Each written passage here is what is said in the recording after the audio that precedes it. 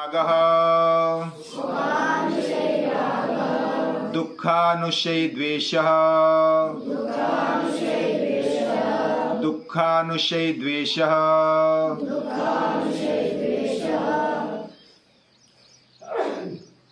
हिरन देखा है ना सभी ने।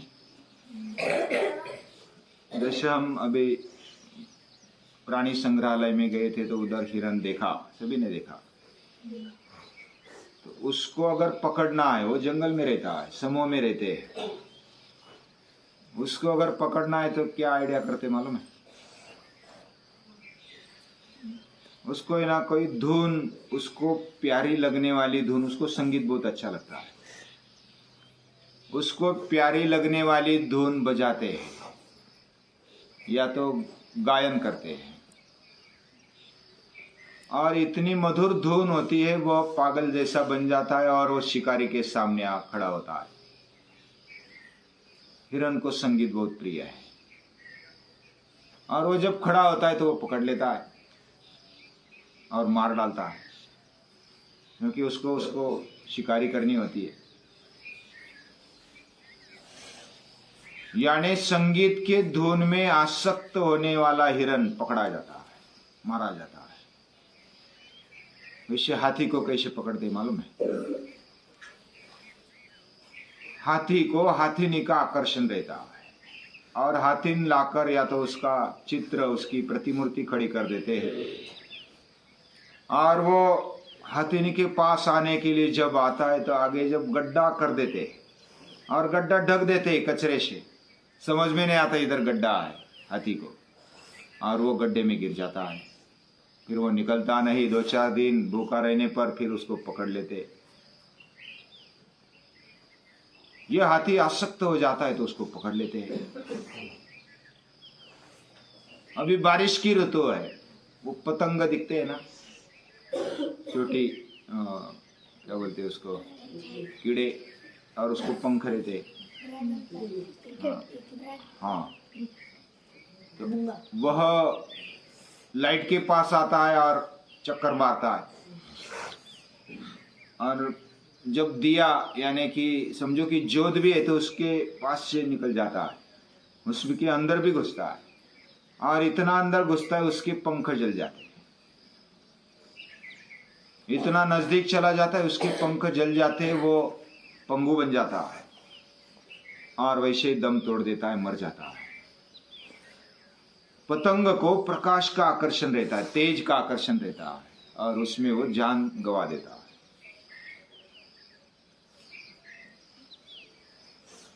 और जो भ्रमर रहता है ना, भ्रमर यानी भूंगा मराठी में बोलते हैं, भ्रमर यानी भौरा,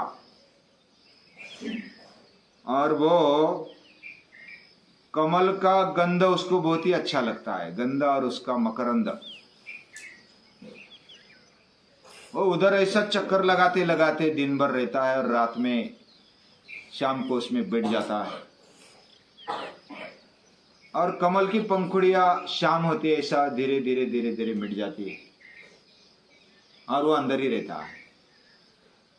अंदर कभी कभी उसकी हवा बंद हो जाती है तो ऑक्सीजन के बिना मर जाता है, या तो कोई हाथी आ जाता है उसको कुचल देता है, जानवर आ जाता है उसको मार देता है, कमल को कुचल देता है तो वो मर जाता है।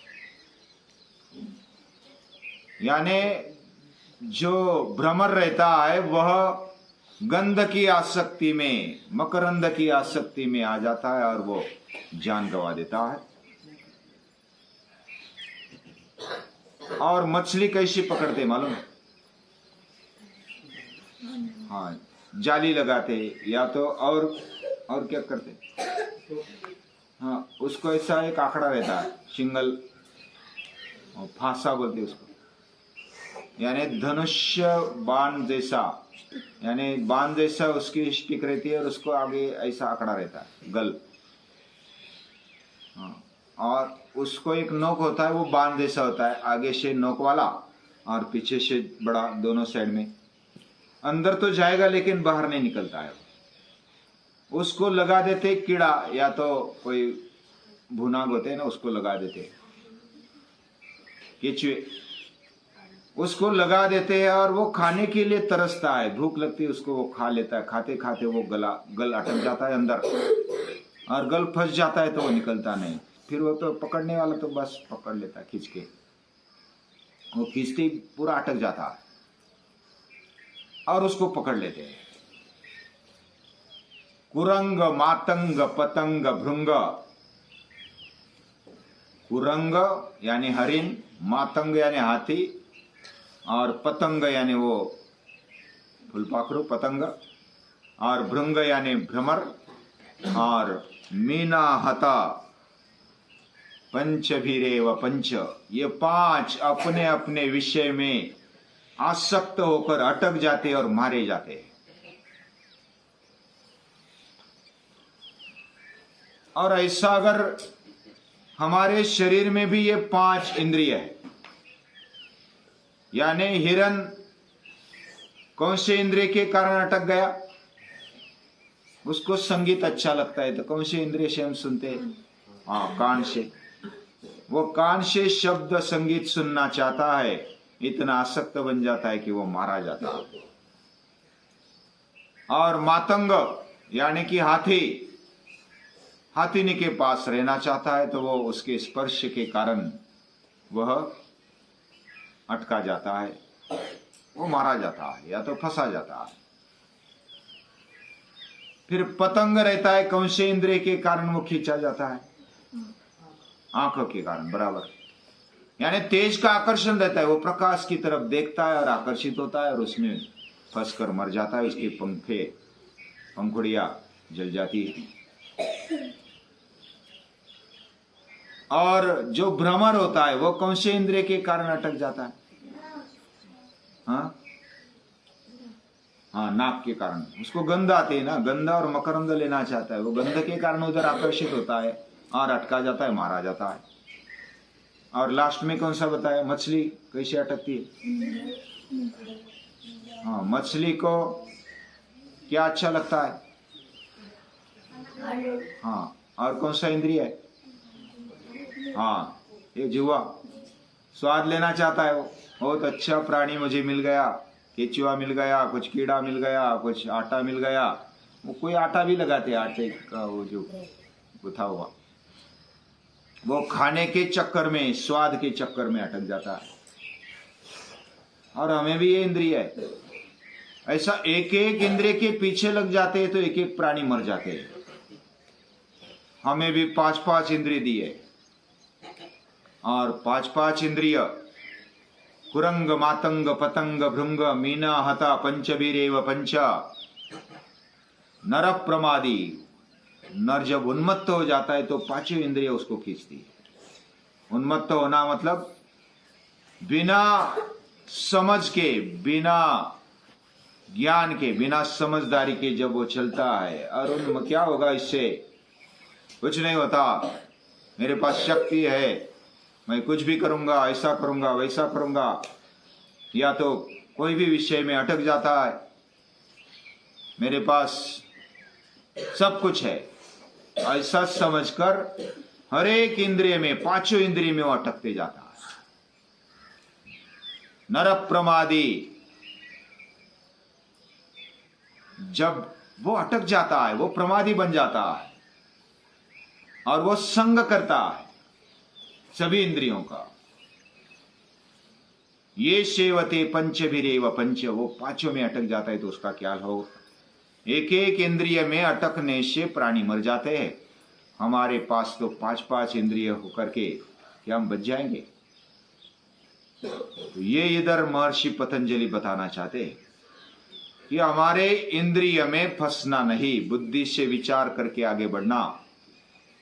जब आसक्त होते हैं तो राग यानी आसक्ति हो जाती है, सुख के पीछे लगते हैं तो।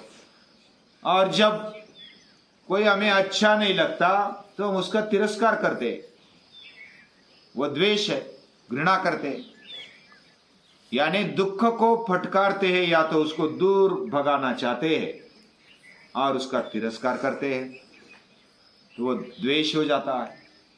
सुखानुशयी रागा, सुख के पीछे लगने वाला हमारा चित्त वो रागी माना जाता है।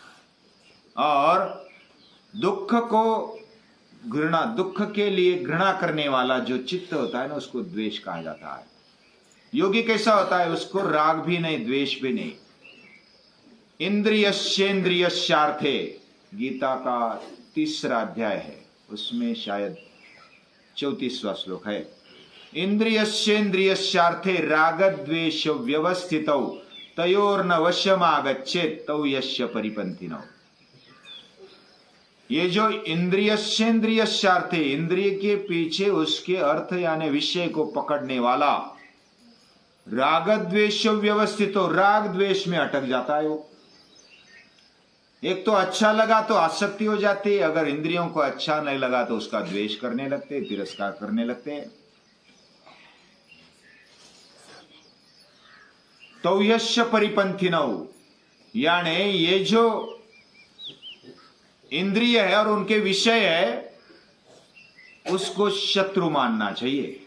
परिपंथिनौ यानी हमारे मार्ग को भटकाने वाले ही इंद्रिय होते हैं, क्योंकि वो राग के पीछे, द्वेष के पीछे लग जाते हैं।